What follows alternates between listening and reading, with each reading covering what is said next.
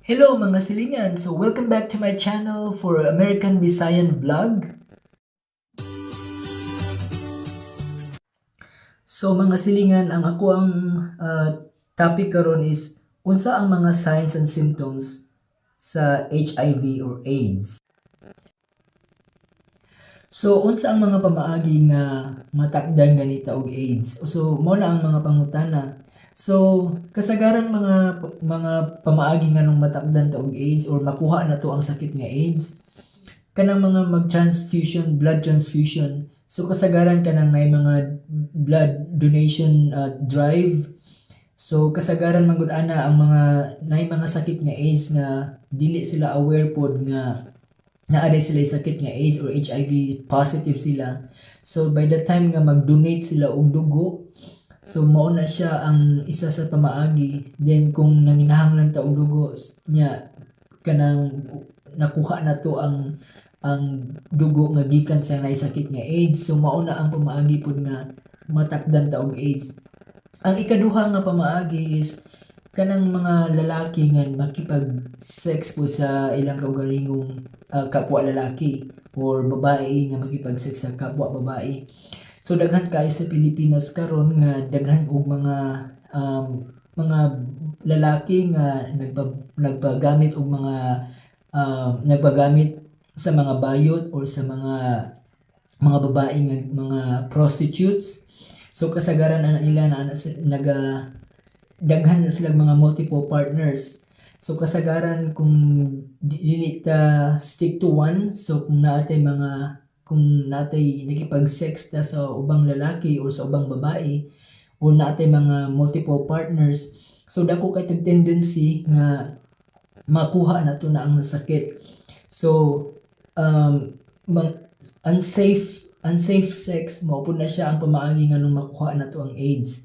So kung ang babae pod nga nagbuntis, then nanganak nya unaware pod ang babae nga nagbuntis nga na siya sakit nga AIDS. So ang way nga pamaagi ana nga ang babies pod niya, ang iyang anak puhon,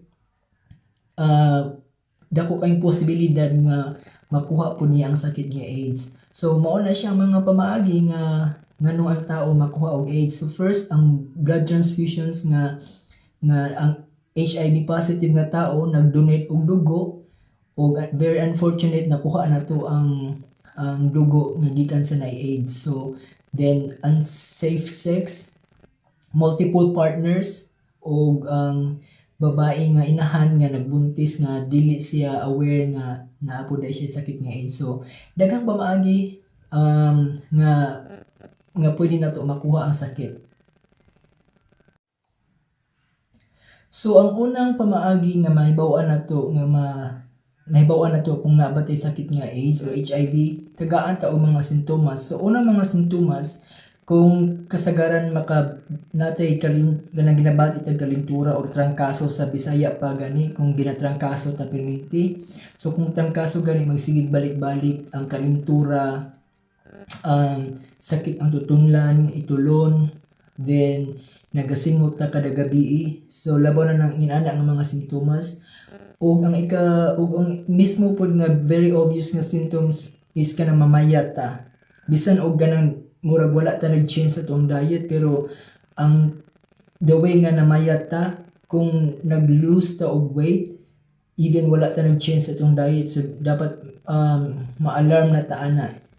So unang mga sintomas is kanang mga flu-like symptoms or ginatawag na itong trangkaso sa Bisaya.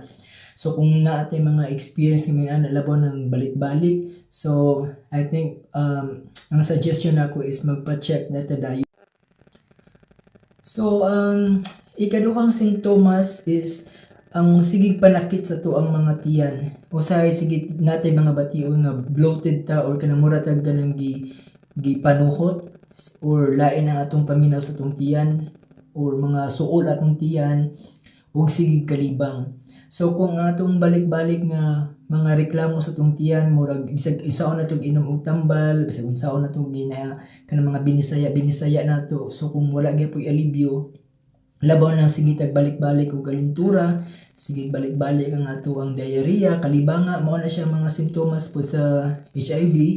So kung sige tagbalik-balik og atong mga kalibang, ang ato ang trangkaso magsige balik-balik, sington ta kada gabi, urag kana siya ang mga early signs and symptoms na po na siya sa HIV positive. So ang akong akong suggestion is magpa-check.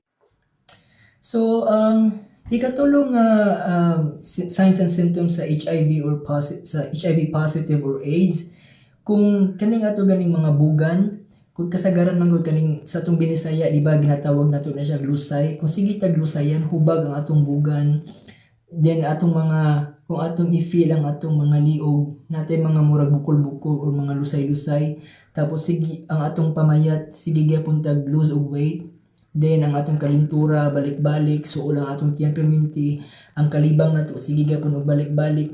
So kung kana siya nga mga symptoms magsige siya persist, sige siya balik-balik, so gina-alarm na ta sa itong lawas nung something's really wrong. So kinahanglan magpa-check na ta. So balik nga sakit sa ulo, sa atong baba mahibawan po nato kung natay infection. So kasagaran kung natay sakit nga AIDS or HIV, ang atong dila puros na siya naghang mga ulcer o mga mouth ulcer nga ginatawag, o kanang sa atong Binisaya pa nato nga natay kanang murag ginatawag nga ulcer gani sa tuang dila o sa tuang baba. So kana siya mga white spots sa tuang dila, white spots sa tuang mga baba, alarming na po na siya. So mao po na siya ang atong ginatawag nga signs and symptoms po. Kung skin rashes, kung kanang mga unusual nga mga rashes or mga infections sa tuang panit, so kung kasagaran na atay mga infections sa atong panit, so meaning gabalik-balik ng infection sa atong lawas, so early signs and symptoms po na siya sa HIV or positive. So based sa akong research is almost nanay 11,000 HIV positive sa Philippines. So mas better na ipa-check na to ang atong partner, or kung ipa-check na to atong self, so pwede man tamo doon sa mga clinics na nag-offer og free testing. So sa tanang mga nagduda sa kagalingon o labaw na sa mga naa sila mga namoy mga simptomas nga akong na-mention sa akong first video, so it's time for you to check. So kung namoy mga comments or namoy mga pangutana, so based nagabase ko sa ko ang research diri sa America about especially sa mga simptomas sa HIV positive or sa AIDS. So comment and like lang sa ko ang okay mga silingan, salamat sa inyong time sa pagtanaw sa akong video. So just please like and share and subscribe sa ko ang YouTube channel sa uban pa mga videos nga akong paghimuon sunod mga adlaw. God bless.